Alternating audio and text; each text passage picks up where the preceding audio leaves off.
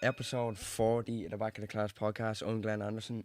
I'm Ben Hanlon. And before we start off this week's episode, so we'd like to say huge thank you to our sponsors, VAR Electrical, the Balgriffin Inn, the Pitside Pizza and Grill, Members First Credit Union and Coco's Cakes. And this week we're joined by Jason Byrne. Thanks a lot for Jeez, coming that's in. a lot of sponsorship you have.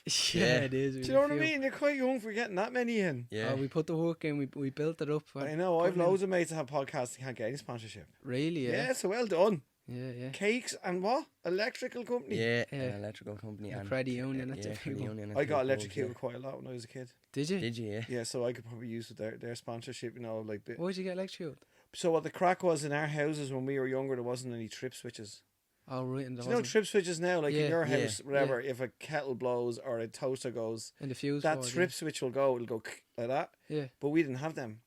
We just right. had fuses. And they might blow or they mightn't blow. Do you know what I mean? Yeah. So they could just leave things live.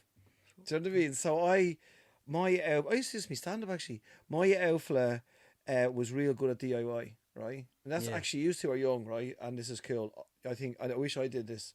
You should always try to keep doing your DIY now because you'll save a fortune down the road. Yeah. I can't do anything like. Yeah. Do you know what I mean? Yeah. So my dad could knock down walls, do electrics, he built our conservatory, our back garden. He's not a builder. Jeez. He just did it. He used to service his own car. Do you know what I mean? Do all that shit. Smart. So I got electrocuted when he was fixing sockets. He was fixing sockets. He opened a socket and he just left the wires out, and then I went over and grabbed him. Oh, Jesus. He's only about 5. Says the last time you ever grabbed the wire. Yeah, and that's what my dad said. Yeah. I said, Dad, why did you do that? He goes, well, you never did it again, did you? Yeah. Because that's kind of old school, isn't it? Yeah, exactly. Jason, what I want to ask you is, introduce yourself like it's a dating profile. Like a dating profile? Yeah. Jeez, I haven't been on a date in years. This is mad. Okay. So, hi, I'm Jason Byrne. I've been doing stand-up 30 years. I'm 53, but I only look 42. I do loads of fitness. I like running and swimming, and I think I'm funny and entertaining. And I don't like other people's children. So if you have children, that's not going to work out. Don't like little kids. Don't like them at all. I only like my kids. And anybody else that says they like other people's kids are lying, right? Yeah. And you are young enough to be kids. I mean little kids, right? So you can't be bringing them along. I don't like the smell of people's feet. I don't like the smell of their breath. I don't like the smell of humans. So I just I have to have everybody around me clean and sprayed. So if I'm going to go on a date, they have to smell like Tom Ford. Tom Ford, that's Do you my know Tom favourite. Ford? You want to smell one? Yeah. Do you know what? That's my favourite, right? The only time I ever use it is in the airport. Yeah, when you're Because walking it's through the 250 quid a customs. bottle. Yeah. I'm not buying that. Yeah. I know. Must it's be mad money, joking. yeah. We never put aftershave on going through the airport because I know I'll always get something in there. Do you know what I used to do for the crack, right? If you ever think this, right? It's very immature now, right? Is if you ever want to do a fart, right? Okay, Yeah. you're in the airport. Wait till someone's like, go to the perfume section and wait till someone's smelling perfume, and try and do it. Then try and do it beside them. Why? Because there's perfume. Well, they won't take know. the They'll be smell out. wondering what this. No, they'll be wondering what the other smell is. They'll think it's Yeah. from the perfume. So you won't buy the perfume. Yeah. That's good one, yeah. You So- lose the company of fortune. Yeah. Oh, and the other thing, and of course, if this is a profile dating, I'm a bit immature as well. So I'm sorry about that. Deadly. And have you been busy at the minute? Or Yeah, how are you yeah. So opening? the crack is, so this is how my year works, right? So January, February, March, April, and and around 10th of May there. That's the Irish tour, right? Right. Actually, no, I'll do it the way it actually works now. The show actually works. So right now it's, what is it now, lads? What's It's the May May. 21st. May 21st, right? So I'll start now writing a brand new show, right now, and then I'm going tomorrow to Bristol. I'm going to the HMI Book Festival, right? Oh my God, lads, there's podcasts all over the camp over there. Really? Yeah. It's the biggest book festival in the world, and it's in a little village called HMI. And HMI. Bill Clinton's there, Hillary Clinton goes, J.K. No way. Rowling goes. Like, you name any authors, they're all there, right? Yeah. Selling their books and doing Q&As and all that stuff and everything. So I'll go there tomorrow. Yeah, so there's I'll play to about 1,000 people on Friday night. and they're all intellects, you know what I mean? They're all clever. They've all Yeah. been listening to heavy stuff all day, poetry, all that, and then they listen to Yeah. me. Listen to me jumping around. So then I start running in my new show, you see there now. In Yeah. bits, you know what I mean? Yeah. And then eventually get to Edinburgh in this August, where I have to do 4 weeks, and that'll be to roughly around 700 people every night for 4 weeks. And that show more or less has to be ready by then. And that's the new show. And then that goes on into September, the end of September, October, November, December, where I take it all over Britain, and I have to expand it again, and then I bring it to Ireland, and that's January, February, March, April, May, and then that's all of Ireland. It's a busy year. And then Yeah, how do you keep yourself like in the mood to keep going? Like, fitness. is it? Yeah. Yeah, I love fitness. Do you? Have to, yeah. I do fitness just for my head, lads. Do you know what I mean? What type of Yeah. fitness are you into? Well, I'll do. So you know Max Lally, because you had Max in before, Yeah, we have right? Max in last. So his mum and dad, John and Yvonne, did a thing called Stringer Fitness. I used to train with them, and now Yvonne then was up the road with a guy called Gaz Hickey, and Gaz has his gym up the road just near Ashburn there. So I love jumping in with people. Do you like a little class like thing? There's only about 8 people in it, yeah. Yeah. but it's like circuit training. I'll Like do full that. on, is it? It is pretty full on, yeah. You know what I mean? Like it's not easy. Yeah. But you're doing all different weights and jumping around. I love doing all that. And then I'll also go and I'll run, and I always run either Argillian Castle or Portmarnock. Do you know those places? Yeah. Yeah. Yeah, the beach Down the actually. beach? Yeah, the beach is The dead. legs being a heap after running on the sand, doesn't it? Oh no, if you go on the hard sand, you know what I mean? I don't run on sand. Yeah. Yeah, because I remember Joe Des Bishop, that Yeah, comedian. yeah. Des is from the States, but he lives there now in the Hamptons. You know where the Kardashians now live. Yeah. Yeah. That's where Des lives now, right? They're just doing well. Yeah, he's not doing too bad. Yeah. But they had a little house out there anyway. His dad bought it in the 70s or something, like a No little way. type of thing. Imagine So how much that would sell for now. I don't know. Des is actually from here though, isn't he? Originally, Yeah, or well, his father is it? yeah. His mother. His mother. I think it's his mother that's Irish, Yeah, and his dad is English, I think. English. That's a Yeah. big mix. You know, it's mad, Yeah, isn't it? he's a So fella, sorry, man. the whole point is that he would always go running on a beach, and he would say to me whenever we were in Australia, because we get in Australia all the time, and he said, "Yo, Jay, do you want to go on a soft sand run? A soft sand run?" I was going, "A what?" He goes, "On a soft sand run." But you're right, I couldn't do it because you're on that sand. Yeah, Your yeah. ankles are going to shit.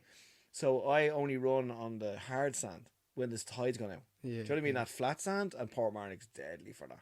Have you ever tried the high rocks before? High No, rocks training? that's everywhere now. I know, Yeah. everyone's It's doing it another now, thing. These fads, lads. You know what I mean? Isn't it Yeah. mad? They come out of nowhere. I know. Like, what the fuck? So, high rocks, I didn't know what it was when I heard it, right? When I first heard it, I thought it was mountain climbing. Really, yeah? Yeah, I thought You it was would high, think high that, I rocks. actually Yeah. would. I never even heard of it until we actually got someone on the podcast. Yeah. Ross that owns Troy Train. Yeah. And they sort of do the high rocks down there. They go to different events and that. And it was only when he explained it to me I found out what it was. And then we went down for a session and, Jesus, it's tough. Were you wrecked? Oh, it's Yeah, it tough. is Yeah. hard. What is it like? Do you get timed in doing it or something? Yeah, It's so you have to steers, isn't it? do certain weights for certain different categories, and then you have to do certain times. So you do a 1K run, then you're straight into like a farmer's carry, and you have to do a certain amount of weight in the farmer's carry. Then you do another 1K run, and you could be doing a sled pull and sled push. You have to do 150 meters and that.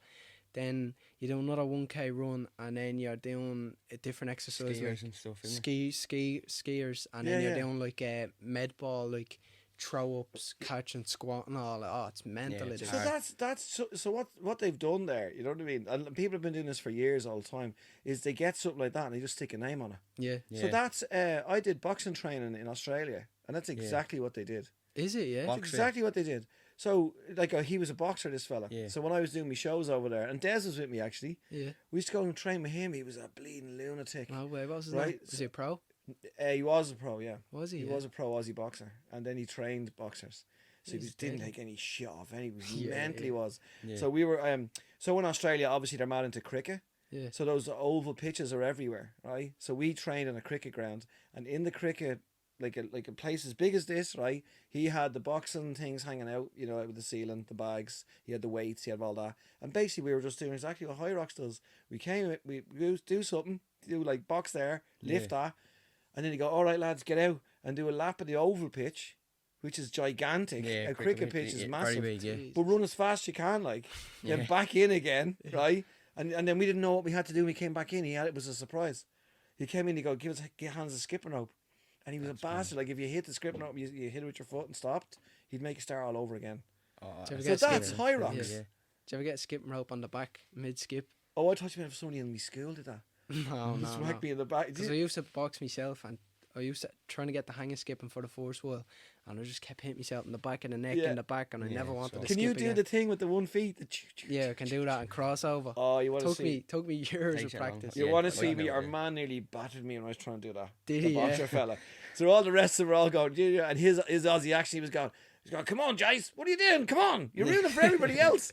And then he started doing this thing that if I tripped, he made them all start again. Oh, So they were I'd say you going were class mental. There was like popular. 6 lads all going, Jason, seriously, get it together. And then we just start going, I can't do it. And then they go, do, and we just keep catching Hoping you don't ankles. trip over yourself and fall then. Yeah, oh man, and I'm Maxton prone. So I tell you how I'm Maxton prone. Here's all the things that are wrong with me, lads. You're looking. You can't believe I'm even sitting here, right? Yeah. So when I was very young, I was born with a turned in eye. Right, my eye was turned in when Oh, I was really, born. yeah? Yeah, it was called like a lazy eye. That's what they call it now. Yeah. But and they put a patch over my eye to try and straighten it. Right, so I had an operation to fix it. Right, then my lung collapsed when I was 20. My lung went Jesus. down. Right, because I was like too tall and thin. That's all it was. Mm. You know what I mean? And I might have smoked a bit. Right. Right. Had that. Me cartilage had to be taken out of me knee from doing so like I was doing gigs and I'd kind of ripped it a bit. But then I went to the jacks. This is using me stand up. I went to the toilet and I was having a shit and I stood up too quickly and I ripped my knee completely, right? Jesus. And so I had to get the What cartilage. did you have to say when you went back out to the gig? Or did you finish the gig? No. I did the gigs in Edinburgh. This is when I went back to Ireland. So Oh, I right. didn't know I'd ripped it a little bit. Oh, right. So when I sat down the jacks, I completely tore it. Oh, Yeah, so it locked. So, So yeah, so my knee was ripped from having a shit, my lung was gone, my eye was gone, and then I went again with Des Bishop. I went to Australia and we were in the sea. I say surfing, and they goes, "You weren't surfing, man." Like we had boogie boards, and I had it on Yeah. my hand, like that on my arm, and Yeah. a wave hit us and tumbled me and dislocated my arm. oh, Like it all came out fully. Like and that's why I train as well, because the muscle there is always sore if I don't train on it. right. You So have all to keep that- it strong. Yeah. Jeez, you're a machine. you're still And going. I had the snip, and I have I did, and I have 6 stents. You know what the Jeez. stents are? Yeah. You get them in your heart to open up your heart when you have high cholesterol. Right. So I'm like a fucking robot over here. Yeah. So Like, yeah, so sorry, when you Who's sound that like going skipping, I'm shitting myself. I think I'm going to go over and flap my head. Yeah. I've fallen off bikes. 3 swings snapped on me when I was a kid. Do you ever making a swing with a bit of rope out of a tree? Yeah. Yeah. Yeah, 3 of them snapped. With a So- tire on it. Unlucky Like kid. Tire, yeah, bit of stick.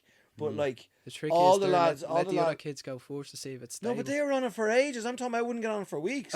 No way. I stand there because I had little glasses all the time. I had glasses Yeah. all my life. Right. And I was going, I'm not getting on that. And they're going, yeah, fucking get on, you coward, for God's sake, no.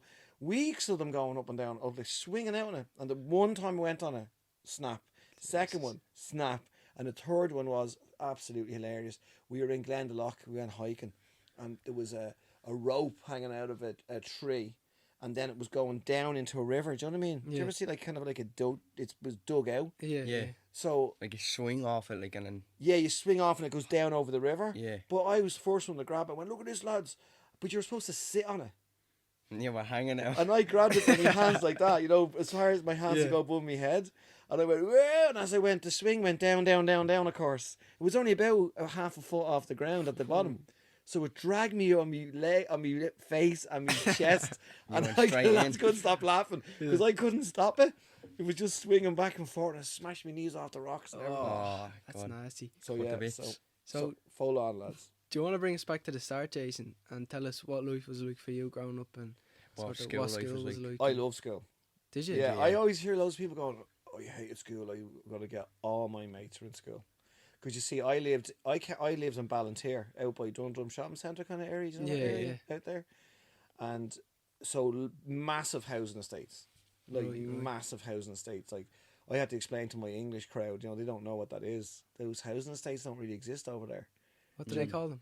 They just a lot of their houses. There would be a block of houses. and then Townhouses The and next stuff. one will be different. Yeah. All our houses in Ireland, they're all exactly the same for miles. Yeah. Yeah. So I lived there, and so hundreds and thousands of kids and families, we all knew each other.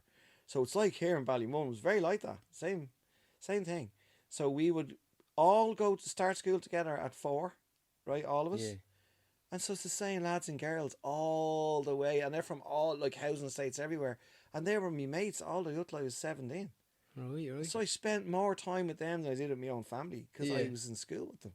Yeah. So when we left, I was devastated. Like, I hated leaving. I was going, oh, Did no, you, yeah? because I knew I wouldn't see some of them like ever again. Yeah, Yeah. no, it is mad. I was only actually saying that to my brother yesterday that one of our mates graduated, and I was thinking like it's mad. Only that he's my mate, I wouldn't have, like seen him again. Like it's mad. Yeah, so Like, there's certain people you never see. yeah, because you're young and you go, I'll see you down the road or whatever. Yeah. But it just time goes on and. Life happens. But I was good. I was a good kid in school though. But I wasn't great. So what the problem with there's a fella, right? There's a fella, and you can look this up afterwards. This is a great. He's called Sir Ken Robinson, right? He's passed away now, and he wrote a book called The Element, and he got a knighthood from the Queen because of this book. And this book, basically, he was complaining about how kids were taught in school, right? And this is exactly how we were taught.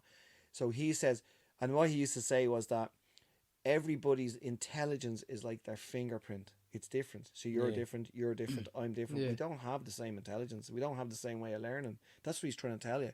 So when I was a kid in school, I was rubbish at maths because my brain wasn't one of those brains. My Yeah. brain was like animated and like, imaginary, and because I do stand up, Like I like creativity. I liked writing stories. I actually liked history the most because I Did was you? able to see all the battles in my head. I could see it more. But Yeah. maths, I just couldn't see it. I was going, what do you mean X plus Y? It's only numbers. Yeah. Yeah, so his argument, and that's mine as well, is that half the kids, like, they just think we're thick. But we're not. We just can't learn the same way as that other kid. Same way that kid probably wouldn't be good at history because his brain can't click that in. He's good at maths, but he's not good at the history. So Yeah. in school, I mean, the teachers all liked me, but I was a mouthpiece. Do you know what I mean? Yeah. I was a mouthpiece, like, and they didn't know whether to batter me or laugh at me. Do you know what I mean? Yeah. Yeah. They'd be Just all- sort of real witty, way like. Yeah, so in maths, because it was such a disaster, my brother was in a choir, like a boy school Yeah. choir. He was Yeah. in a different school, but he had and the reason why he did it, like any true lads, the reason why he did it was to get off school. Yeah. Because they got off school doing different shit. Same as They're yourself. going, Yeah. yeah. You would not do the Yeah, same. I'm in the choir. Yeah. Oh, good. That's why you joined it. They had to get off school. Good one. So he had a big, huge wooden cross that went around his neck. When they sang in the robes, they had all the gear. Yeah. And so I used to take that into class because our maths teacher was a nun, right? That's mad. And I'd just be staring at her with this huge cross around my neck, and she couldn't tell me to take it off Yeah. because she's a Catholic. Yeah. And I was sitting there, and she was there going, just looking at me. She knew I was taking the piss, but she Yeah. couldn't go, get Couldn't that say off your anything. neck. It was the best play ever. She was just like looking at me. And as well as that, we used to pray at the start. She used to make us pray at the start of class and at the end. Yeah. Don't know if you have any teachers like that ever did that. I In used to have primary one. school. I remember in primary school. we Yeah, used to have but to this have is one. secondary school. Yeah. So I used to stand up. Oh, by the way, I had a special table.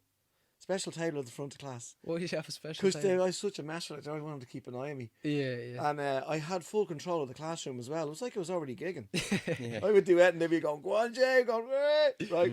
And I'm up there and I had my hands like praying. I put my hands together like that. Like, like when you're praying with the cross and her going, Our Father now. And she's looking at me and I'm literally going, Our Father who art in heaven, hallowed be thy name. Like this. Like, and she couldn't tell you to stop. Yeah. So in maths, I did all that. I used to call all me mates sister and father in the class, right? Right. I used to go, Miss Sister Susan here is really upsetting me. Just to take the piss out. Yeah, and then my other best mate Ken Newman, he ended up beside me because I messed him towards me.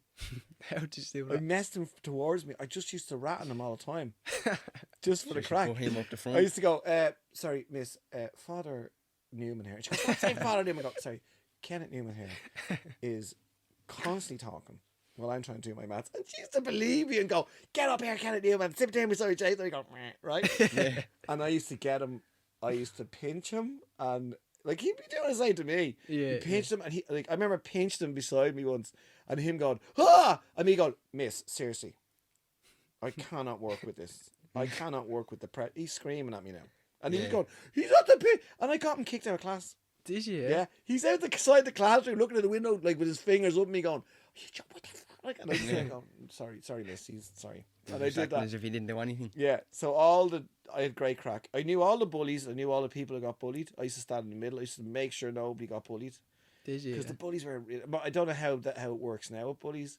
But when I was a kid, we didn't even know. But bullies were like, they were violent bastards. Now my school was rough. Do you know what I mean? Now, it was it's BCS was called Ballantyre Community School, which is now all gone, knocked down, and there's a new one. They've got all mad facilities now. It's totally different. Of course, it's different now in school, isn't it? Because there was kids in our school like with ADHD and OCD and like and all sorts of things, and nobody knew. Just thought they were all tick. Yeah. I do a thing in me stand up about kids. We never heard the word dyslexia. So as a kid being made read out a page in school, And the class is stupid, like. yeah, he's just going like literally going, I don't know what that says, and the teacher going, yeah, tick, read it again. He's again going, but he's actually saying the words are hopping off the page. I can't. Yeah. So like a lot of that going on. So the bullies, and I learned that later on in life because I'm only a kid as well. I'm the same age as them. I don't know, but they're like violent at you and they're punching and going for people all the time, and realizing in later life it wasn't their fault at all. They're coming in from a family they're getting battered at home, and they're taking that anger into the school. Yeah. And we just thought they were just arseholes, but they really weren't. Found out much later that nearly all of them that I knew were coming from like a hard background. I had kids in my school that were starving. Do you know what I mean? Yeah. Didn't have any food. I used to give them me lunch and all. It's Yeah. mad. It's like, what? Do you know what I mean? It's not even that long ago. Yeah. I know that happens now as well. Yeah, As it kids and all. does, yeah. So in school, I was like that. All the kids, they all loved me, no problem. I was all nice to them. And the only thing I just couldn't do, I don't know what I was doing in there. Engineering. What was I doing in engineering? Like metalwork. Yeah. What was it? Because I couldn't make anything. Could you not? No, You're not and great with first your of all, hands. no. My dad was a cooper, which means he used to make wooden barrels, Guinness barrels, Oh, really? in Guinnesses. So he was basically a carpenter. Yeah. But he never taught us anything. Do you know what I mean? Like, Yeah, my yeah. dad's well dead now, but he'd be like, he just went to the pub, came in, went to work, but we never learned that nothing like that. Yeah. So I thought, I'll try metalwork because we mates went. Yeah. It's not probably why you do stuff in school. Yeah. Because even my son's 18, and when he was in school, he was trying his best to get into the class with his two of his mates. He goes, yeah, he goes, deadly. He goes, great, Mark and Graham are in woodwork. That's what it was. Makes He the says, "Do you day wanna-" go quicker, it does. Yeah. And I say, do you want to do woodwork? He goes, I don't know, just me mates are in it, I don't care. Yeah. So I did engineering. Oh my God almighty. So in engineering, like I don't know how it works now. I'm pretty sure the kids aren't allowed near a lot of the equipment, right? Yeah, No, it takes they- you a while to get near like the foils and the machines and all. I don't think you're allowed in the machines until you're in the second half of secondary school. The In first half, maybe like from fourth, fifth and sixth. fourth, fifth, and sixth, you're allowed to use the machines, but yeah. from first to third year, you won't be allowed to use the machines. Yeah, we had, so that would have been, so the lathes, they're called lathes. Yeah, They're in all engineering classrooms, right? But I'm just gone 13. I'm standing in front of this thing. And the teacher he goes, you see that safety bar there? There's a big bar along the bottom. He goes, whack that. If your hair gets caught in it, or your finger, or he says, or your jumper could drag you in, it'll like chop your neck. And we're like, what? So I was constantly terrified of everything in there. Yeah. Because when you started, it had a big horrible like gear thing or something. You put it down and went, wah, like that, started spinning like mental. And we had to like cut metal in it. You know, not with our hand. You push this thing in, but still, I was Probably pushing it in like that. yeah. But I was shitting it all the time. Yeah. That we had a forge, which is you put metal into it to melt it, and then you bang it like a blacksmith on an anvil, Jesus. right? yeah. And the teacher said to us all, now, right? And he's always looking at me because again I was accident prone because I was just like, I think I just panicked too much. Yeah. And he went, do not look into the forge when you open the door, lads. Right? It's mad heat. And I go, right, but I couldn't. I did it first fucking day, and I did it all the time. I put a bit of metal in, 'cause we're supposed to make a screwdriver, so long rod.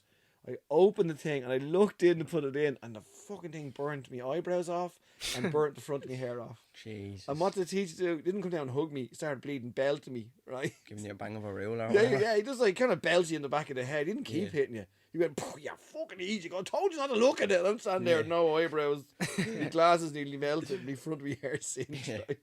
And then everything I made in there was a disaster. We had to make that screwdriver. So the idea was imagine taking out a rod, right? You're only 13, 14. Yeah. And you have to, something that's mad, like red hot. Pipe and all, yeah. Put it on the anvil, which is that metal, that thing that blacksmiths use, Yeah. the anvils. And you have a big heavy hammer, and you got to Hit it with batter the it hammer. into shape. Oh Jesus!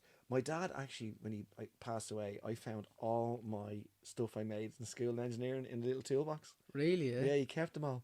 Deadly. The screwdriver was like screwdriver, with like a flathead. Yeah. Yeah. You flat use head, that, like what's that, like a half an inch maybe or whatever. Yeah. Mine must have been 4 inches wide. Like it was useless. Like I Yeah. don't know what. I think my dad used it for peeling paint off something. Yeah. So that And and he then used as a chisel. yeah. Probably, Yeah, it would have been. Yeah, he probably did. So everything I made in that class was like either too small, the wrong size. Oh my god, it was a At least you were disaster. trying. But one of the times I was in English, and I was going, and we were doing Wuthering Heights, and Wuthering Heights is a brilliant story, right? It's actually a brilliant story, but we never knew that because our teacher just made us read it out in class. Yeah. This week, read it, and then we just read it, and we don't. And we're only young for this. In one ear, out the other. We wouldn't give a shit. We're going, what's Yeah. this shite? Yeah. So I said to the teacher, here, why don't we do a play? Because it's a play. Yeah. I said, why don't we do a play? And then we'll all know it.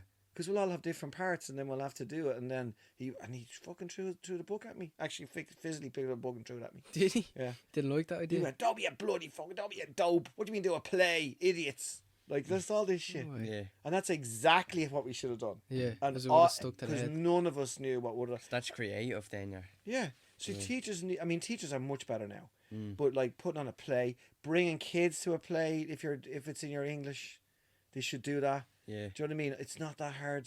Or show them even the movie Wuthering Heights. If you ever go looking at that, it's mental.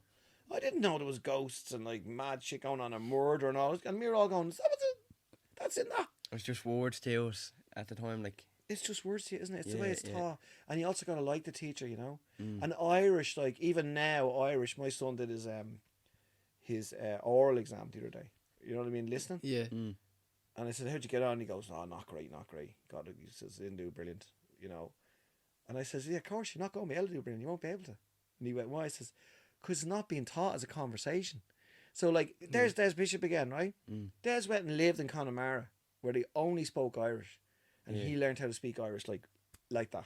In a year, he was fluent. Because you're using it as well. I think in school you're only using it for the hour or whatever you're. It's literally there just, for, it's and that's it. literacy you're doing in English. It's all the boring stuff. You don't get to, like. Yeah, so you need to make it exciting. I would have Yeah. been a fucking brilliant teacher. I would have probably got sacked, but it would have been great crack. But the Irish, yeah, you should Yeah. make.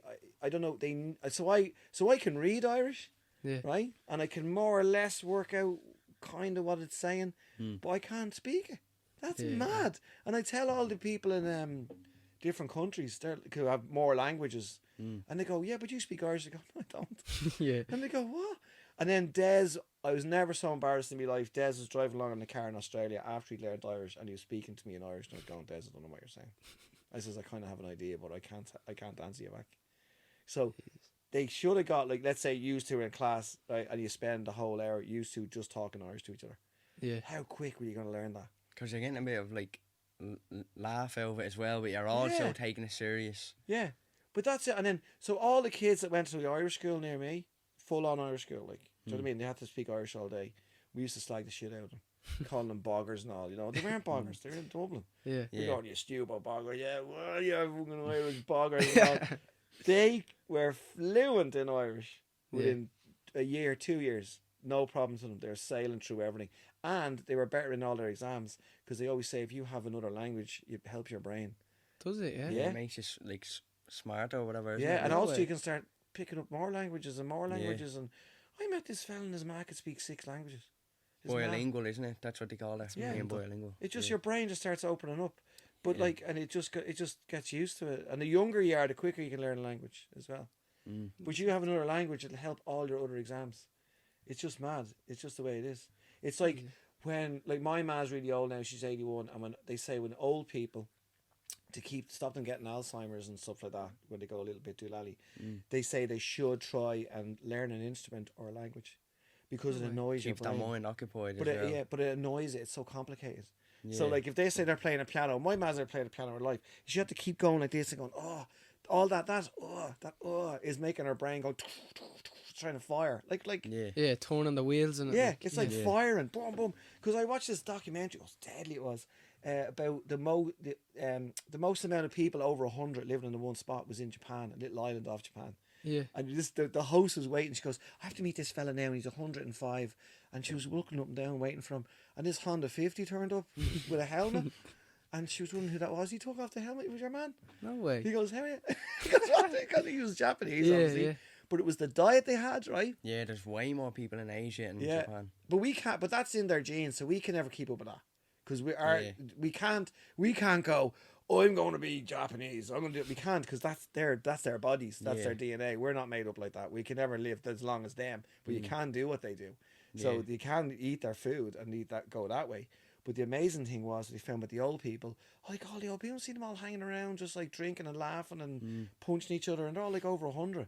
No way. Man. And the crack is that because they socialise with each other all the time. So that's really important for old people. Then they all get, Socialising, yeah. sitting around just talking.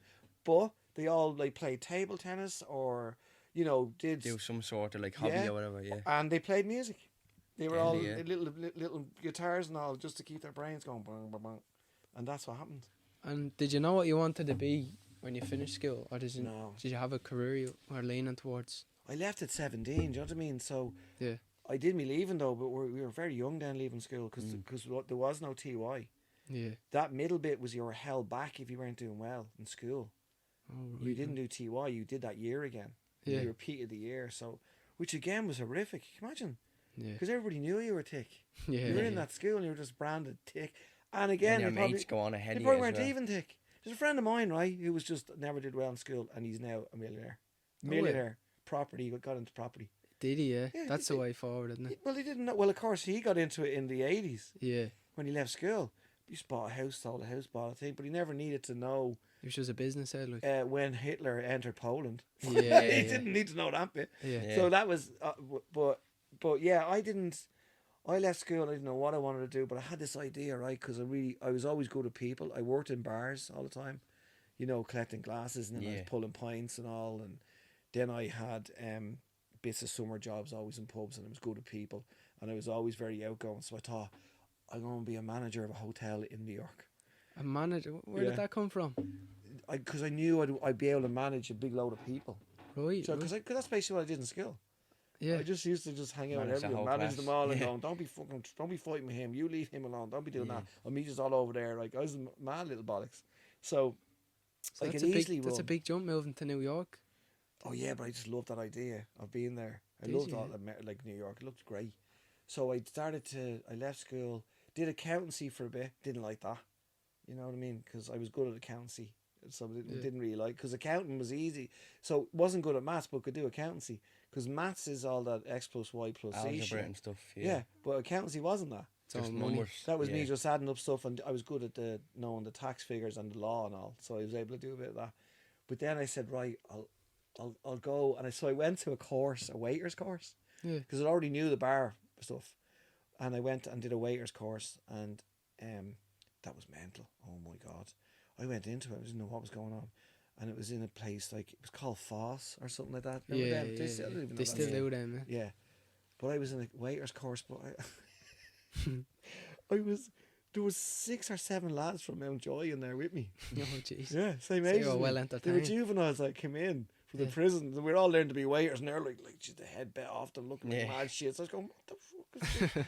I was shitting myself. Oh, yeah, comfort zone. Yeah, but they were grand. Of course, they were just young fellas. They were then telling. I was more fascinated with what they were doing. They were going Yeah. back to prison, Yeah. back into the juvenile prison. I was going home to my ma. Yeah. So, did the waiter course, passed that. Then I went to juries, which was the old juries. Well, there was no juries in then, just one big juries, real posh hotel, and did cocktail, learning all that. And then the next thing I was going to do was, I was then going to do the chef thing, go into the comedy thing. But then my lung collapsed, and I had to give, gave it all up. I couldn't do anything, couldn't be there anymore. And then I ended up working in with PJ Gallagher. You know PJ? Yeah. PJ, Me and PJ worked together in a lighting company called Lighting Dimensions. I just got this job. The fella just out of the blue. I had no plan of staying there. I was going to go back to do me waiter, an idea. Yeah. And it was an electrical warehouse that, basically we set up lights for gigs, for rock bands and fashion Yeah. shows, Oh yeah. and Yeah. put out, do all that. And then that was all of a sudden now the best crack ever. Was Because it, now it's yeah. me and PJ in a warehouse. Yeah. I can Like- imagine you two together. Yeah. Oh yeah, I used to go to PJ, like, go, you alright? And he'd be like, what are you doing? I go, no, just make sure you're alright. goes, right, goes, yeah, okay. And down here in this hand, I'd have a bare wire that had been just plugged into the wall. And I'd just shock him with his elbow.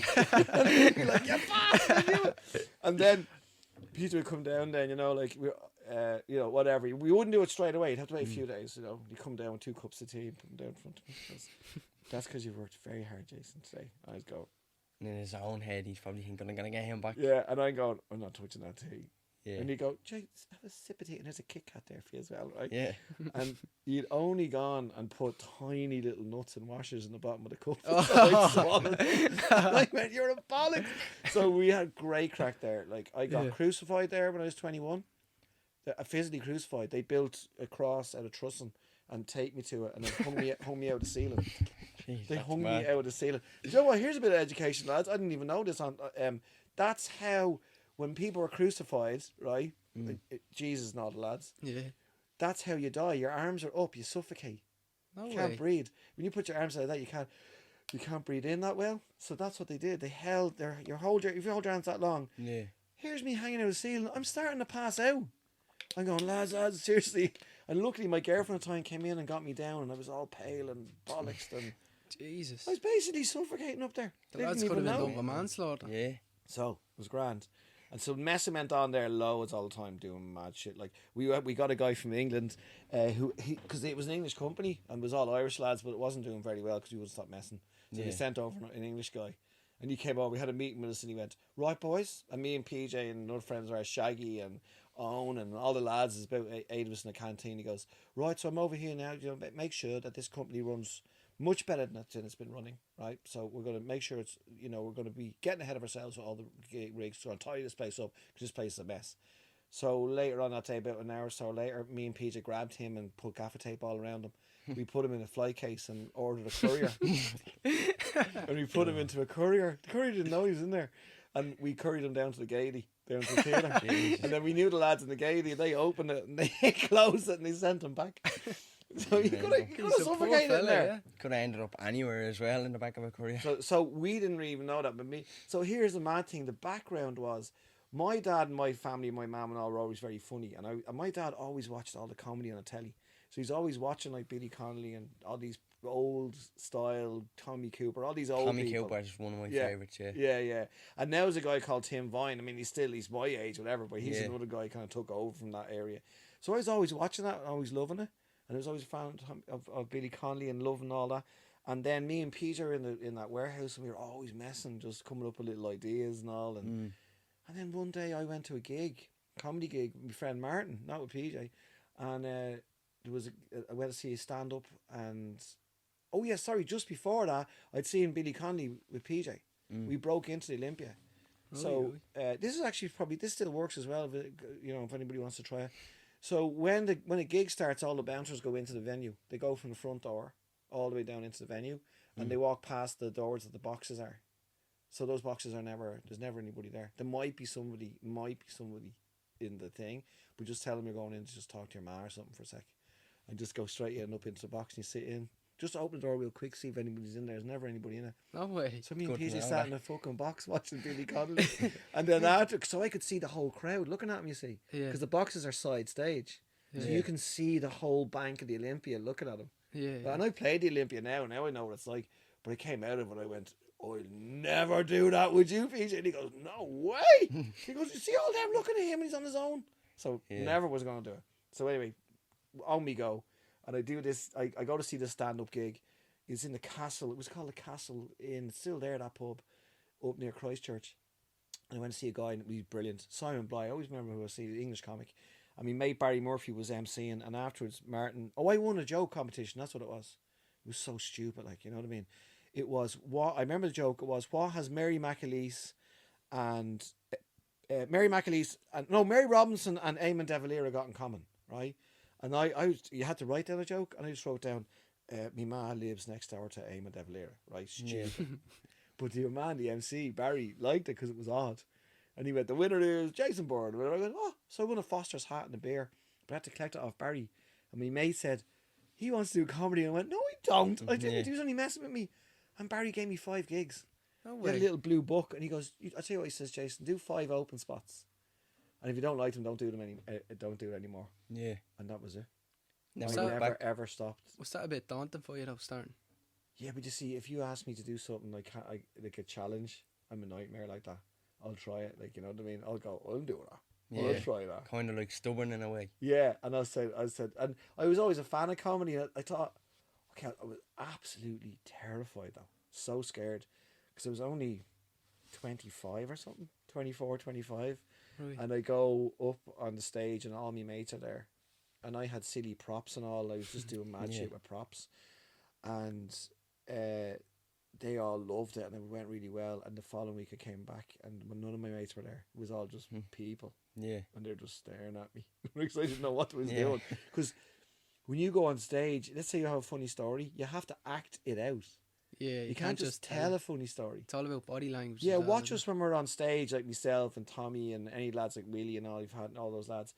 We're moving around a lot. And Yeah. we're doing the voices, and we have to. You can't just go, "Me dad was there the other day," and they'd be just staring at you. it? Like somebody I always know in the comedy world is because he's crazy is Lee Evans. Do you know the fella that just be sweating in the suit? Yeah, he he's doesn't always do it running anymore. around and all. Does he not know? Does he not do it No, he's anymore? retired. I do always see clips of him on He was TikTok and brilliant. all, and He's he the was good. nicest comic that ever existed in the world. He was the nicest man, I swear to Really, Christ. yeah. I was a huge fan of his, and I was doing a massive gig in the O2 in England. You know, the big O2 Yeah. In thing? London, yeah. Yeah, it was. Jeez, that's a big one. Yeah, about 20,000 of them. We're all doing a gala thing, and Lee was on. Mm. And I'd never met him. I was going, "Oh, deadly, right?" And I went up to him, and I was like, I put my hand out, and he grabbed my hand. And he went, "Jason, I'm such a fan of yours." And I went, "What?" And he goes, "Me kids have got your DVDs. Hang on." And he goes in, he gets me to sign. He's brought it with him because he knew I was there. No Oh, me way. girls will love this. I never mad. even got the whole point of me going up to him was me to go, "I think you're deadly," and he started telling me how deadly I was. Jeez, that's There you go. But then it just went on. He's just a gorgeous man, such a nice, simple fella. But yeah, so it went on. I just kept doing the gigs, and went over to Edinburgh, then do a competition. You won the Well, like I got no, Edinburgh newcomer or something. yeah, didn't it was a draw with Tommy Tiernan, right? It was like controversial, Oh, right. right? So there was, first of all, there was 7 heats with 7 acts, Yeah. and I won that heat to get into the final. Mm. But 4 Irish comedians won. So There me, you go. Tommy Tiernan, Patrick MacDonald, and John Henderson was, and 4 of us were in the final, and there was 7 people in the final. And the Scottish woman who ran it, she went, "You Irish bastard! Just gonna go make sure none of yous win, right?" She Yeah. actually said that. We go, "Fuck off, you go." Yeah. So I came out. The judge was a guy called Phil Kay, who's a genius comic. He was a brilliant improv comic. He's like mad and wacky, and I was mental then. Mm. Like I came on stage with a pair of mannequin's legs. You know, like a pair of mannequin's legs. Half of them, and I had a dress that would cover my legs, a black dress. So I came waddling on with them. You know what I mean? I put my jumper over the top of the legs so they looked like my legs. Yeah. And I just came waddling on. That was the start of me act. And I do the splits. And Yeah. of course, that was the start of it. And they all loved it and all. And Tommy came on doing his story. So there was massive fighting about it. Right. And they said that the judges then said that Tommy won by a point, right? But this is the mad. Oh yeah, the mad thing. Jeez, lads. Here, what are we doing? We're grand. Oh, we're grand. So, Tommy, remember saying about the heats? Yeah. This is a mad story, right? I don't be ever really knowing what's going on, because when you're a comedian, you're on your own a lot, Yeah. and you're doing your stuff a lot, and you miss a lot of shit that's going on. Perfect. I watch the news and all that, but so my judge was a guy called Dominic Holland. He was a comedian then. He was much older than me, and he put me through, and I won that to get into the final. And then I knew Dominic then, you know what I mean? And then whatever. And I hadn't seen Dominic do stand-up for years. And I met him years later, and I was in Edinburgh. And he came down the hill and went, "Dominic," he goes, "Jason." He's another lovely fella. I says, "I never got to thank you all those years ago for putting us through." He goes, "No problem, no problem." Yeah. And I said, "What are you doing? Are you up here for a while?" He goes, "Yeah, I'm up here for a little while. I've got to go back because, you know, my son is Spider-Man, right?" Mm.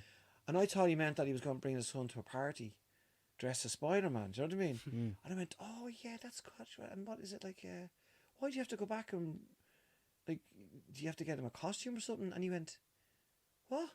And I went, "You said you had to bring your son dressed up as Spider-Man." He goes, No, you know my son is Spider-Man, right?" And I went, "What?" So Tom Holland, No way. you know Spider-Man? Yeah. Yeah, Tom, yeah. That's his dad. He's a stand-up. Dominic No Holland. way. And I was going, your son is Spider-Man. He went, yeah. He goes, how cool is that? Jesus, And that's I deadly, went, yeah. holy shit. Because this is just an unassuming comic dad that just had a young fella who did a bit of A acting. superstar, And yeah. the next minute he's Spider-Man. So Mad, that was, isn't yeah, it? you never know who you're talking to. Yeah, You know what I no. mean? So I went on, did all that, and then just got bigger and better in Edinburgh. They did a thing on Channel 4 called Edinburgh Bus, you see. And they filmed, I think it was 6 of us, you know, newcomers in Edinburgh to see how Yeah. they got on. And of course, everybody in Edinburgh watched it because they're like the Irish. They watch it to see if they can see their house on the telly, or they don't give a shit about the show. And they're going, oh, I seen my house, I seen my house. Or they go, Yeah. oh, I seen you in the shop. Tony, your man walked by in the shop. So they were then watching me, and then they all loved me, and they all started going, and then I just became the biggest act in Edinburgh. That was deadly. that. I Mad, still am. What was the road like from when you started up to when you start becoming the biggest in Edinburgh? Like, was it a rocky road, or was it Oh, it's mental. just a shooting rocket, or No, it's What was it like? terrifying, scary, like, because you're on Yeah. your own. And I lived in Ireland, and I didn't want to live in London. Didn't like London. Mm. The Yeah. gigs were brilliant, but London was scary, you know. And there's no sat nav, and I'm going around trying to find gigs. Like, so London's big, yeah, and Very there's, big, there's yeah. a lot of gigs. So we would do maybe 2 or 3 gigs a night. Do you know what I mean? Mm. Because you do 20 minutes. So we'd start an early show in, let's say, the Comedy Store in central London. Mm. Then we'd have to get in a tube and go out to Wimbledon or something and do another gig. Then do another one, come back in. And sometimes we do 4 because we go all the way back into the Comedy Store to be on stage for 12:30 in the morning. And so, That's but a lot, yeah. I'm Irish young fella walking around me A to Z, like an A to Z, like a map thing. yeah. Yeah. Walking up streets going, I'm going to get battered here. Where am I? Like, it was terrifying. So it was scary. Like, and then no one, the only time you were ever with anybody else was another comic. But let's say there's 4 comics in a room to do a gig. The 4 of us are now leaving that gig to split in different directions. Yeah. We're all going to different gigs. Do you know what I mean? So you're out on your own. So you're on your own a lot, yeah. So you're on your own a lot when you're. I suppose in London when I was doing my 20-minute acts, I would, hook up with our comics, like, you know what I mean. I used to stay at Simon Pegg, you know Simon, who's Mission Impossible. Do you ever watch Yeah. that? Oh yeah, yeah. Yeah. Do you know the English fella? He does Shaun the Dead. I know, and so all yeah, them. I've seen him, yeah. Yeah. You Know who know. you're on about. Yeah, I I've used to seen stay them. with him. No way. Yeah. Did you met some mental people? with Yeah, comedy, yeah. So, haven't you? well, they're all like, I knew a load of people when they weren't like massive at all. Yeah, yeah. Yeah. Like Tim Minchin is another one. He wrote Matilda. No way. That's in the West End. Just goes on and on. Like, you know Hamilton. You know that one. Yeah. Hamilton's a big, massive musical, and the writer of that, Lin-Manuel's a mate of ours because he used to be a comic, Jesus. and now he's like Mad, he's one of the biggest musical Did you ever writers come in the world. across Tom Segura Tom Segura? Who's that now? from America? The American comedian. I don't know. How is he my age kind of thing or? Yeah, Sounds he's about yeah, your he's age. about Yeah. your I must know yeah. him. He was now. on the Joe Rogan and that, and Ah, we had him on for an episode of Class Questions, and Cool. he's a real witty comedian. yeah, And yeah. obviously, because we were real focused and all, we weren't really getting what he was saying because we are we are real. Oh, he was doing gags, and it was just going over your head, was it? Yeah, we were real rushed, and we were asking him like, I can't remember. It was like, "What's the best advice you have?" or something, and he was He saying, said, wrap it up. "Wear a hat, definitely, yeah." And then he just went on. He said something random, and then he said, "Wear a hat." He's like, "Wrap it up and all, And it wrap was it up only and like all." a It's just, couple of weeks after. it's only when we popped it, posted it when people started commenting, "Wrap Yeah. it up, laughing face." Oh, Wear a hat and all. fucking We were like, brilliant. "Oh my god, we didn't even get that yeah, until yeah, because we yeah. are so locked in." Like, No, I must know him now. I again, there's loads of comics I don't know, and there's so many of them. What Yeah, was it there like is. meeting Lady Gaga on Graham Oh Norton? my god! Again, that was weird. Because she was so the mad thing was you'll watch that. You can watch it on YouTube because it was Lady Gaga, Jeffrey Rush, who's from the Pirates of the Caribbean. That's how you would know him a lot. And me, Graham Norton, obviously, and Gaga was there, and Gwyneth Paltrow. Yeah, that's the other one. And that's mental. I know we're all sitting on the couch, and I just keep looking at them all. What the fuck am I doing here? It's mad. Yeah. And I said, I used to me stand up. I said, Lady Gaga came over to the couch. She's just looking at me, and she knew who they were. And I said, she's probably looking at me thinking I'd won a competition Yeah. to sit on the couch with famous people. Yeah. Hell yeah. So I did the most Irish thing ever. Graham Norton went, okay, so Gaga, you going to sing a song for her? She goes, yeah, I'm going to sing a song. Okay, so we'll go over there and they go, Lady Gaga, everybody. And she stands up. And they always do that superstar kissy thing Yeah. as they're going over. And she went Jeffrey Rush and Gwyneth Paltrow. And I was last. And they just went like that. And I just went like this, said to her. And I went, see you later. Right? And you'll see it on the YouTube. She goes, what? And, well, I'll see you later. She goes, because they don't have that phrase. Yeah, they don't get it. She was wondering why she was going to see me later. She thought you were gonna give out to her. No, or whatever. or was it making her a pass at her? Yeah. I'll see you later, right? See you later, right? And she just kind of went, and then went over to sing her song. Yeah. We going to see you later, Lady Gaga. But no, yeah, and I did see her later. Did you? Yeah, I seen her up in the dressing room. She one whole floor was just for her, and her entourage. So when we left there, we all got in these minivans to go back to our hotels, and there was paparazzi following us all, the whole lot of us, trying to work out which car Gaga was in. That's crazy. Because they had to have 8 vans going, and 3 of them had nobody in it. Just to throw the And they paparazzi out. split. And the paparazzi are on mopeds. Yeah, they're crazy. They're going along the path. Yeah. Like as fast they can Yeah. at night. And they Crazy, could have been yeah. hitting bins or people. They didn't give a shit.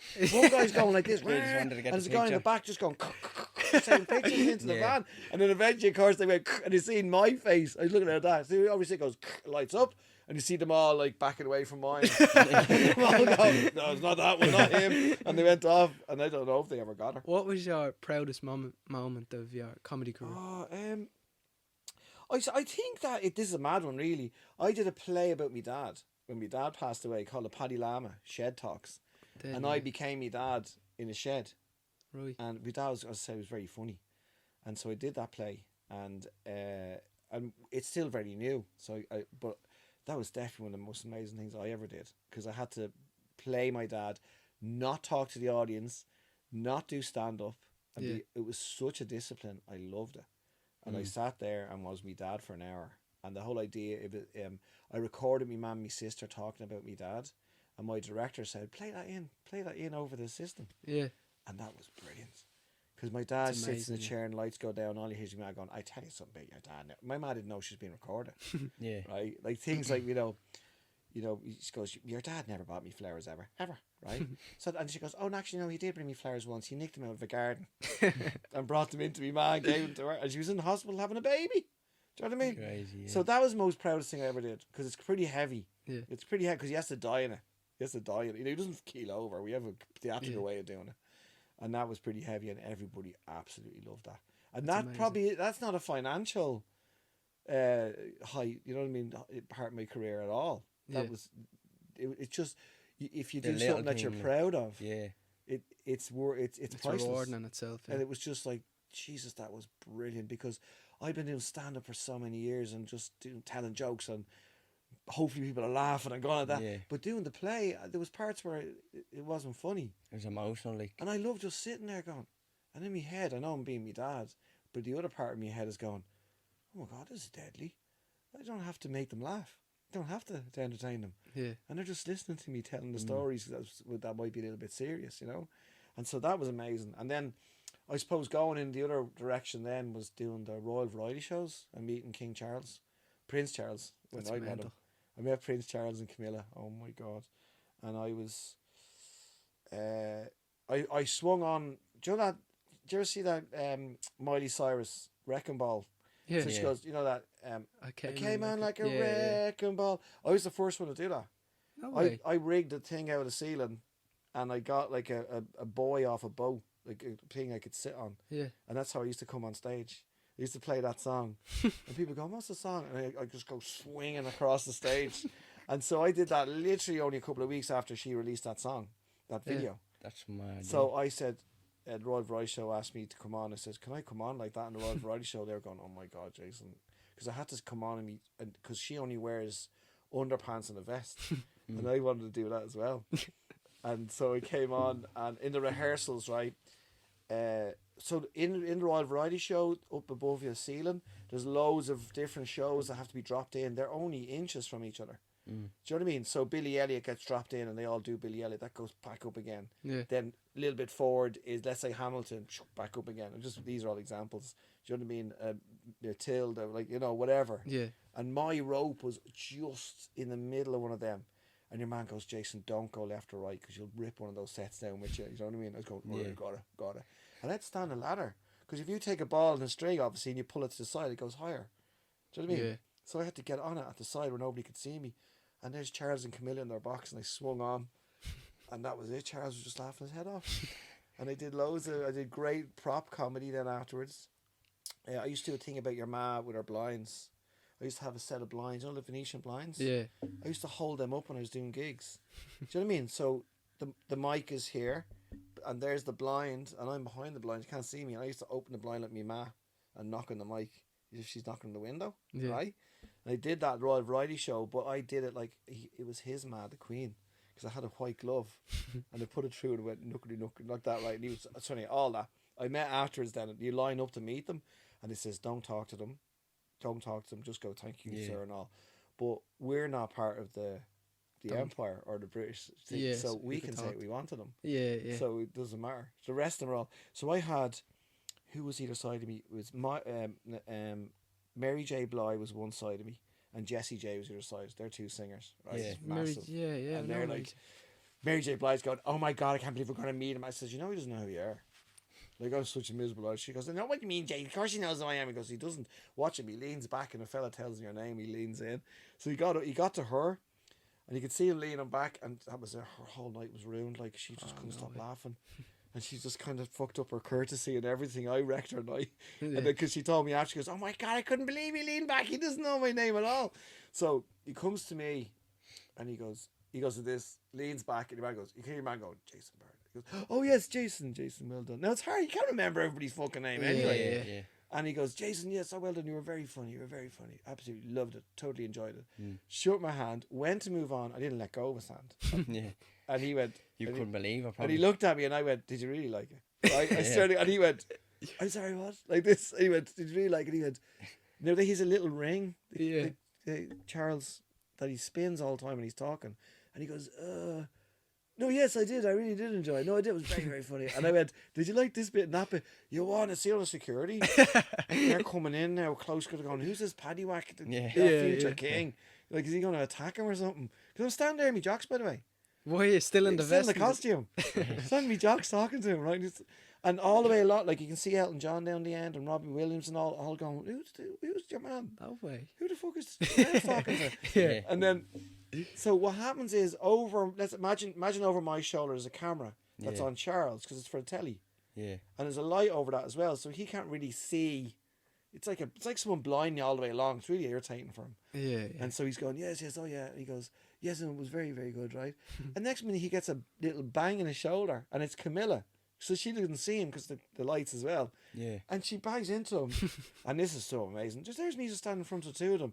And Charles goes, "Oh, hello," he says to Camilla. And Camilla goes, "Oh, hello, you." And Charles goes, "This is Jason."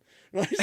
And Camilla goes, "Oh, the naked chap. The naked fellow, yes." And she goes, "Oh, he really liked you," she says, right? And I swear to fuck, the rest of the acts are going, "What the whopper's going on here with your man?" And then Charles goes, "See, I told you, Jason. I told you I liked you." And I went, "Oh, thanks very much, right?" And then I said, "Listen, one more question." And Charles looks at me and goes, "Jason, we really don't have time. We have to go," right? To shake everybody else's hands. And I said, "Are you going for a drink later?" Yeah. And he said, "I won't, but she will." Right, to Camilla, and she's famous for liking her booze. Yeah. And Yeah. Camilla went, "I will, yes, I will." Yeah. But of course, never seen them again. Did he not go in now? No, they just went on home. She probably would have went though. But yeah, fucking mad. And then now he's King Charles. That's crazy. Yeah, isn't that's it? And mad, yeah. I did that. I met them twice. Who's the most famous person you met? Most famous, I don't know. So many of them. Elton John's a big one at the name. And Yeah, they were all there. I met Elton John, yeah, and all. And well, for me, Noel Edmonds was a big one. You don't remember him? Because he was a Doesn't ring a bell. childhood. He just presented everything on telly, and then he did Deal or No Deal. Yeah. That was the box thing. I met him. I suppose. I mean, it was weird. Gwyneth Paltrow and Lady Gaga. I mean, they're well up there. Yeah, for Lady the famous Gaga. heads. And then I had a good chat with them because this festival thing I'm going to tomorrow is the book festival, but they also do Q&As with Hollywood stars. Do they? Yeah. And it was Jude Law. Do you ever see him? You might know him, but he's a massive Hollywood star. And I sat and spoke with him on my own. Have you met J.K. Rowling? What are you saying? No, but Or I've seen her seen at us shopping. Seen her Did you? what Yeah. her shopping? Yeah, because she lives in Edinburgh. Oh right, so you're just seeing her in like Super Value or something? Yeah, she was coming out of Sainsbury's. I was sitting having a coffee, mate. Goes, "That's J.K. Rowling," and my mate goes, Yeah, she'd be definitely a dream guest for me. Like, her story from working in a cafe, cleaning the, "Yeah." and then going to where she. If you ever get her here, I'd love to ask her because she said, people always go, "Oh, she wrote it here. Oh, she wrote it here." I've written books. it's impossible to write a book in a fucking cafe. You can't do it. You have to have think an so. office. So Yeah. distracted. You Like. have to have an office. You have to have all the shit in front of you, like all the characters all broken out in front of Yeah. you. Yeah. Yellow stickies, everything. Sure, I went into a cafe to have a coffee and have a break from writing. Yeah, I'd probably have yeah. a bit of scribbling going on. Yeah. I love. You want to see it in Edinburgh? It's everywhere. J.K. Rowling wrote Harry Potter here. J.K. Rowling wrote Harry Potter here. No, Yeah, you yeah. didn't, you liar. Yeah. So, Just something to get you in the so door. yeah, isn't it? them. I mean, I just know. I mean, John Bishop was a great mate of mine. You know, big John's a big comic. So, are they related, Des Bishop and John? I know No. they have their own podcast, don't they? Yeah. No, They're they're not not, because related. one's American, one's a Scouse. So they're Yeah, not that's what I related at always all. wondered, were they like cousins or whatever? Well, I used to get that with another comic called Ed Byrne, and Ed Byrne's Irish, and I'm Jason Byrne, right? And Yeah. all the Brits just automatically thought we were related. Yeah, I yeah. was going, what are you talking about? There's Yeah. millions of Byrnes in North. How is he me brother? Yeah. Yeah. And then they used to just go, no, you are. Yeah, that's who you are. Yeah, you are. Yeah. Yeah. So, like, I suppose last year, the maddest. Now, you see, again, you are very young for this, and I didn't really know who she was, right? So, Lin-Manuel came to me show. He's the one who wrote Hamilton. You can look this up afterwards. You'll see it's the biggest musical in the world. It's on everywhere. And Lin came to see me last year in Edinburgh. And, of course, the fucking place went mental, like, knowing he was there. Everybody went mad. And he said to me, can I bring the American friend? This is me again, not listening. And I went, yeah, sure, yeah, I'll get you 2 tickets. Yeah, the American friend, yeah. Came in anyway.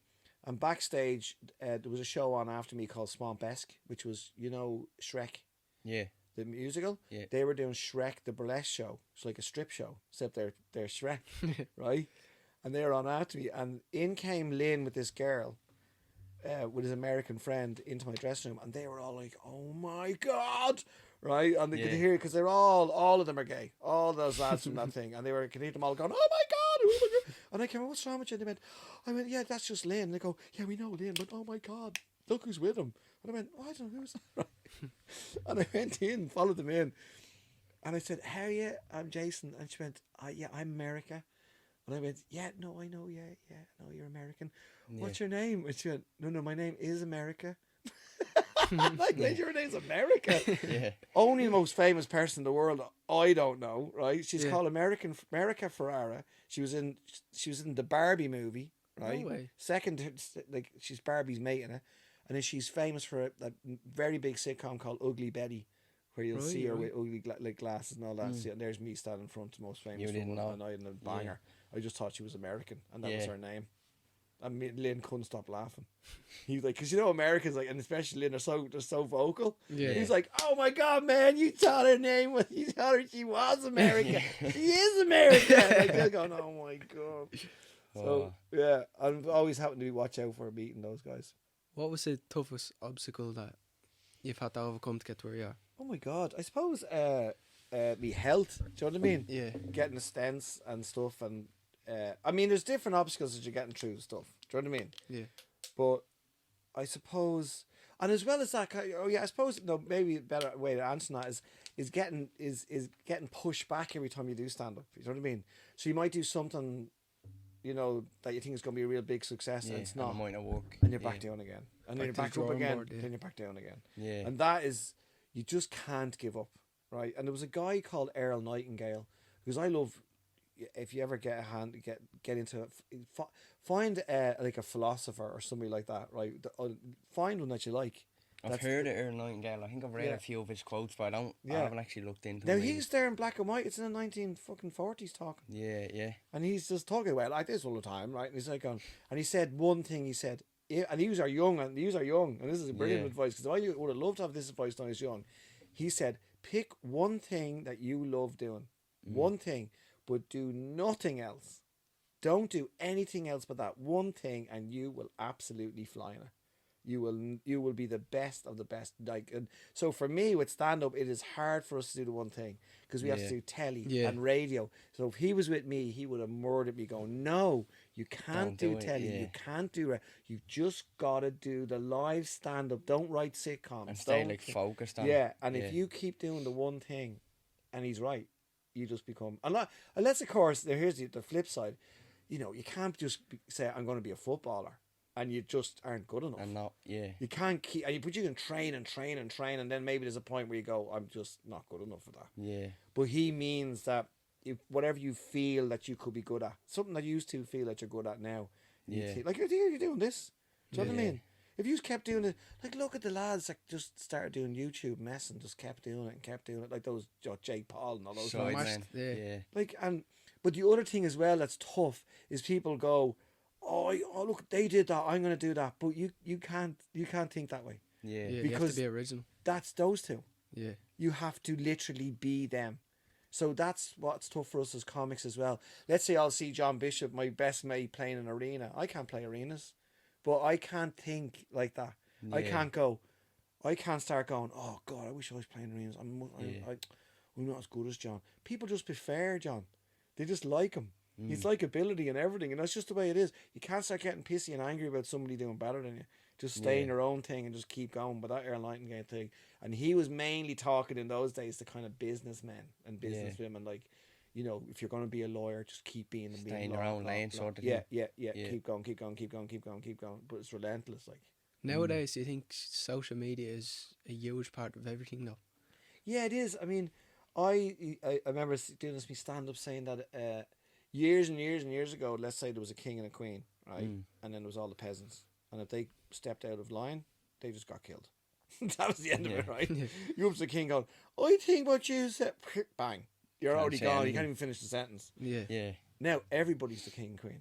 Yeah. Everybody's in charge, and that's fucking nuts. That doesn't Yeah. work. So the whole world is in charge because they're getting this info. Like when I was a kid, let's say plane crash in Peru, let's say, right? We can see that now on our phones, and then See what happened and yeah. I might see that in a newspaper when I was a kid. A year later, somewhere in a tiny little corner, going plane crash in Peru. It's not going to be on the news either. It's not going to happen because our news would have been British news maybe and a bit of Irish, but we're not going to hear it. We're not going to know about it.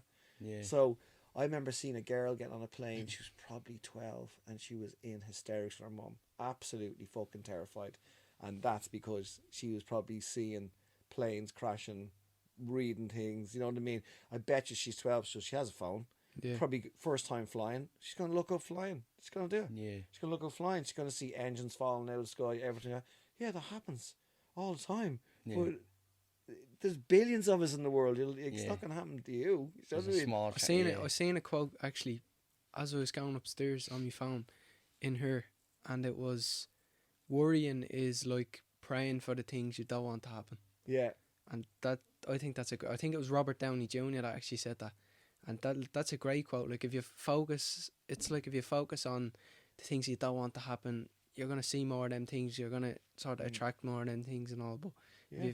if you just sort of forget about them and just focus on the positives, like even yesterday I went to pictures and I watched what's the name of it? Do you know the film where they envision something happening and then they stop it from happening?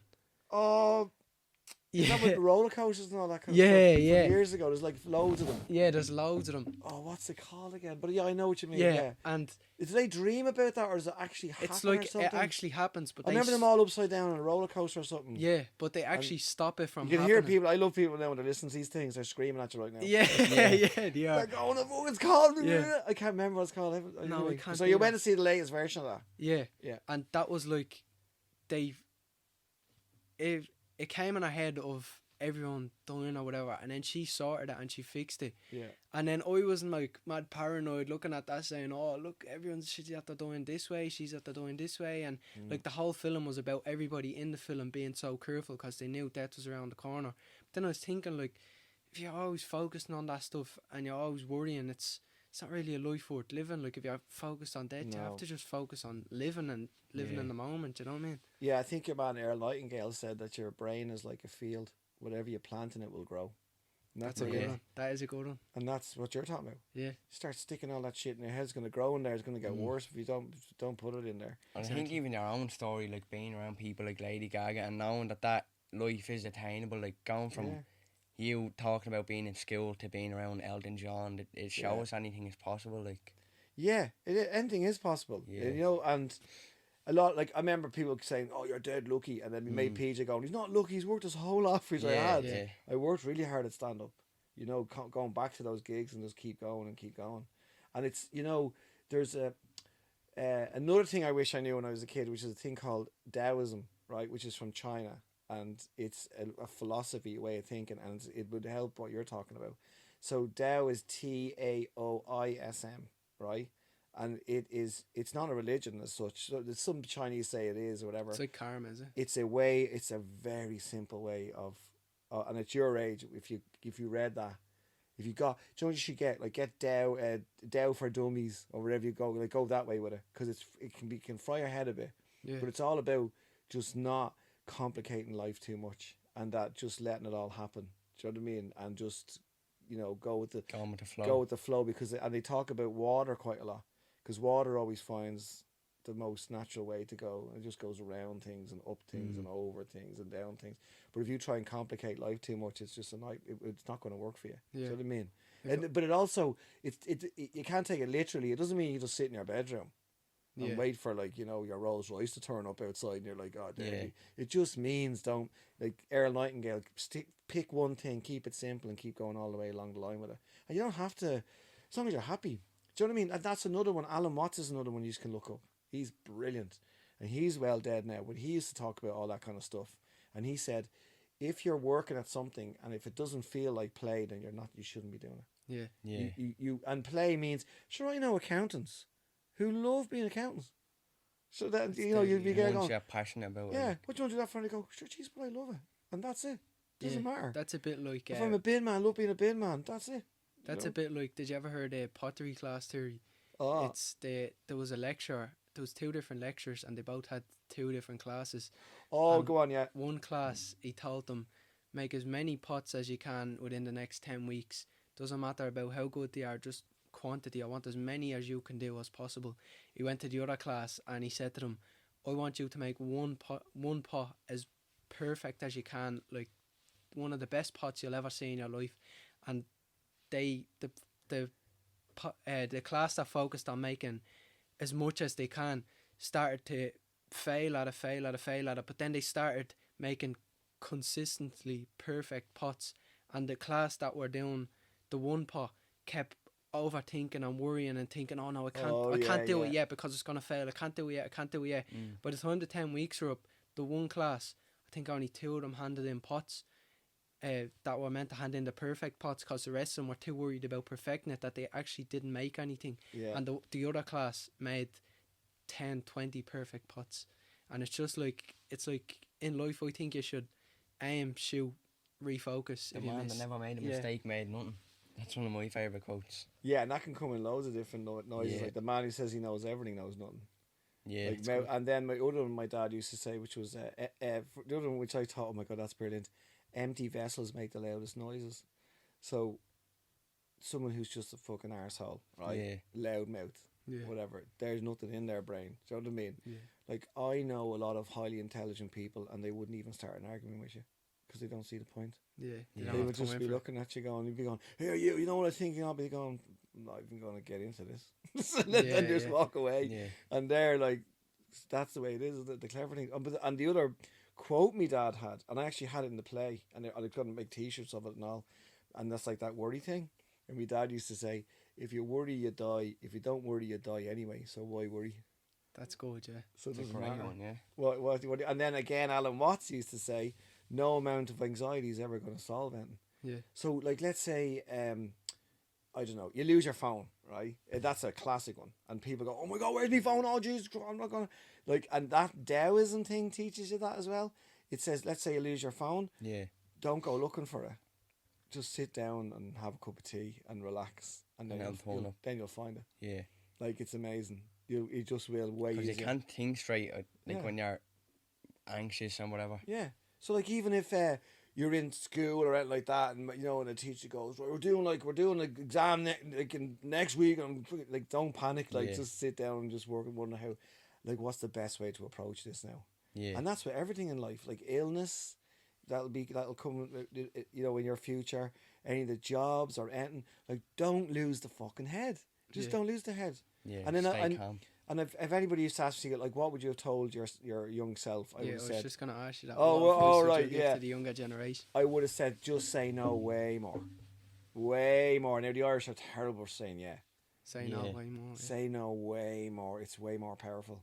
Saying no is way more powerful than yes. You'll notice that even my mate, he's a CEO of a company, and he spots that in a boardroom. If he sees one person going, yeah, no, yeah, he's literally getting rid of him. Really, yeah. Yeah, because he's That's something I'm starting to focus on because Still agree to anything. yeah, because nobody likes a yes man. yeah, Woman, man, person. and even you let people down when you keep saying yeah. Like say Yes. one of your mates asks you to do something on Saturday, and then another mate asks you to do something on Saturday, and you say yeah to both of them because you're afraid to say no. It comes around to Saturday, they're both texting you, and you're gonna have to let one of them down, or you might even let both of them down. You just need to be out straight with people, And don't, then they'll respect that so much. Yeah. Even if they call you a dickhead for the second, they'll walk away, and then they'll be going. I'm telling you, that person will go, "Jeez, I think I should say no more." Yeah, because you're not wasting their time. Then Yeah, I mean, loads of ours like, oh, I've got a christening, you have to come, and if you go, oh, I can't, like, don't do that thing where you go, oh, my ma has to go here and I have to bring her to the dentist and all. Yeah. And just saying. Yeah. they know it's a lie, right? Yeah. Just go no, and if they go why, go, I don't want to go. yeah, And they'll be like, what? And you're going, yeah, I don't want to go to your christening. Why would I want to go to a fucking christening? Right? Yeah. And then they'd be like, and then they'd be just laughing at you. Then you now become this human that people know that you're going to go, he's just going to say no to that. Yeah. Or, I've a mate of mine like that. We don't even ask him to certain things because I know he's not going to go. So you just leave it. But it is more powerful doing that. Just go. Where do you see yourself in the next 5 years? Jesus. 53 now, so what's that, 58? Good at maths. You're good, yeah. You're good. Well, I'm never going to retire, so I'll always do something because I'm very active. I couldn't sit down and do nothing. So, what I really want to do is, what I'm trying to get into now is do more writing, and also, let's say you two are your own comics. You know what I mean? I'm going to let you do it now instead of me. Do you know what I mean? I'll either write for other comics, or I'll come up with ideas. I like coming up with ideas for other shows, but I don't want to be in them anymore. Do you know what I mean? yeah, Not that it's because I'm old. It's just the way it works. That's just the comic life. If you can't go and do like a Saturday night TV program, like I can't do that now. Do you know what I mean? I've done all that and gone through the way. They want someone like used to, someone that's gonna appeal to the audience, and so I'm gonna write all the. I was always good at writing like kind of game showy ideas and all that kind of stuff. You know what I mean? So that's right. That's what I'll be doing. I'll be writing, and at the moment, what we're trying to work on is an animation idea, that's my dream now. If I get that, Is it? Yeah. yeah, there's an animation thing which is based on my dad's play, so the animation's called the Paddy Lama. So so we call me dad a Paddy Lama. His name's Paddy Byrne, but it was because he was like the Dalai Lama, because he was always full of all that. If you worry, you die. If you don't worry, you die anyway. You know what I mean? All that shit. He used to say to us as well, when I was exercising all the time, he used to go, "You want to slow down? You're going too fast." Just go, "What?" And he goes, "You only get so many heartbeats in a lifetime," he'd say. yeah, And he'd go, "You lose them all up."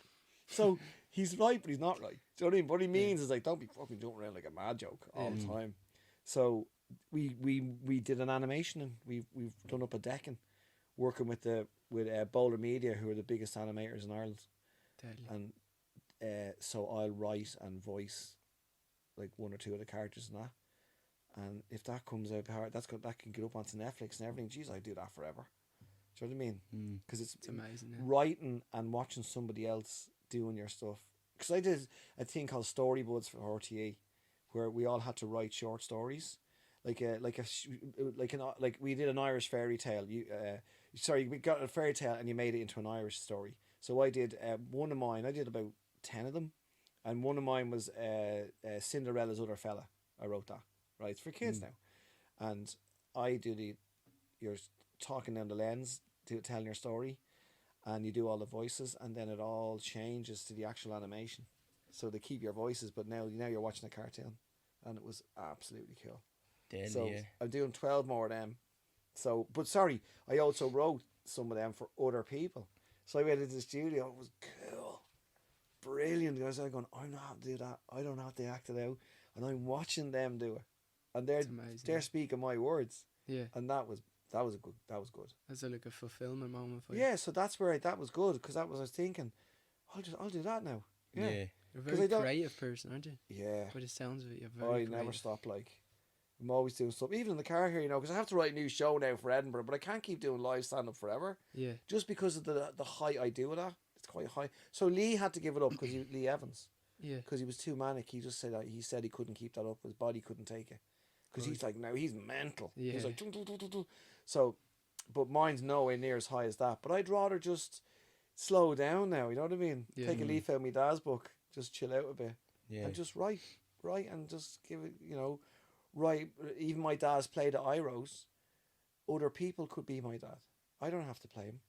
So like I can teach somebody else how to do Pass the baton on, sort of it. Yeah, and thing. let somebody else do it. And let it Yeah. run somewhere in the Gaiety or something. And like a load of writers do that. There's just writers you'd never even know who they are, and they're like creating the most amazing stuff ever.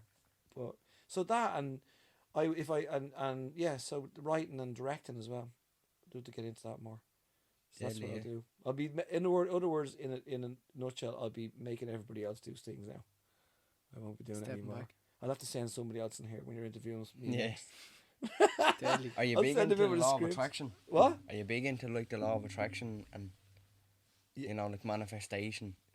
Oh yeah, that's funny now because I was only doing that in my stand up. Because I was saying like people are going, I say people stand in their back garden and they go, I want to be like like the best lawyer ever. I'm going to be the best lawyer. That's like the Earl Nightingale thing again, Yeah. right? But then I said you got to be careful of that. I says because people who manifested and it worked was Jim Carrey, yeah, who did Yeah, the no mask and doubt, all. yeah.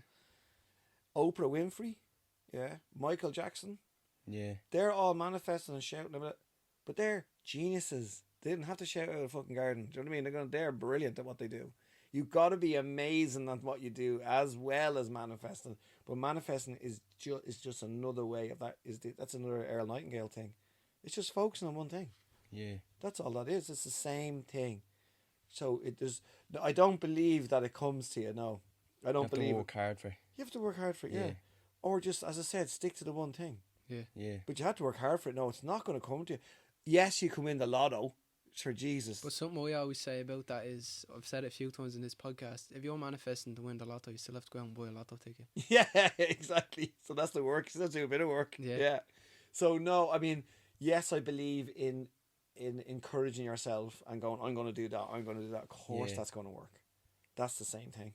Yeah. But a lot of people believe that in this kind of magical fate thing that comes down and it's going to help you. That's not true. That's there anyway. Because that's what the world's made up of. Do you know what I mean? And that's that Tao thing again. That Tao will tell you that. Just like relax and just chill and it'll just come to you. Do you know what I mean? But you're bringing that to, you're doing that. It's exactly what PJ said about me when people said he's lucky. And he went, no, he's not. Yeah. No, he's You not. put the Because work people in. just think that they see me in front of loads of people and they think, oh, that must be great. He must. They think I literally just stood up there like last week and there's 1,000 people in the room. I played. Yeah, So, like, we always say that. Like I just say that to him about footballers. Like say like Lamine Yamal, but they still have to play in front of 80,000 people. Same with darts players, comedians. It still takes a lot to have thousands of people in front of you and not get like keep your confidence. Yeah, like good example. Well, Luke Littler, who's young, the darts player, like he is just loving it. Imagine being that age now. So he's just hitting darts. He's looking out. He's going. So he's not afraid anymore. He's just like, this is great. He goes boing. He goes, I don't know how I do this really because I can just get it in there. I'm just fucking really good at it. He's just doing, looks around and goes deadly. Keeps another chair, bang, bang, another chair. So he's loving it. So that's brilliant to see. Do you know what I mean? But how the hell did he start playing darts? It was his mum or his dad. He's just very young. Yeah. But there, I know that's it's different. But he was very young. But he just kept doing the same thing. He wasn't doing anything else. Like David Beckham's dad. Just that kept story. throwing the football into him. Just football. Now it was kind of literally kicked into him. He was hard on him. But Beckham did nothing else. And again, of course, they're spotting at a very young age. Hang on, he's not the same as the other footballers. So that's different. Do you know what I mean? When you spot that skill, you could just see, oh, geez. Because when my son was in GAA and all, there was always two fellas out there going, holy shit. You know what I mean? And they're now 18 playing for the Dublin Miners. Two of them. It's And amazing. they'll be in the seniors in no time. Gaelic or hurling? Gaelic. But one of them plays hurling for a club and he doesn't want to be he wants to do his club hurling. He doesn't want to, if he's called to Dublin he says he's not going. Isn't it mad? Yeah. It's all about what you love, though. Yeah, Isn't it? oh yeah, but he loves his club. Me club, not leave me club. Yeah. You're going, but you can play for Dublin in Crow Park. Don't give a shit, not leave me club. So yeah, you're right. Yeah. Do what you feel is good. Oh my God, what go. time is it, lads? How are we doing? Oh shit, it's 8:20. Okay, don't worry. Right. It's 3-0. We wrap it up. It's episode 40 wrapped up.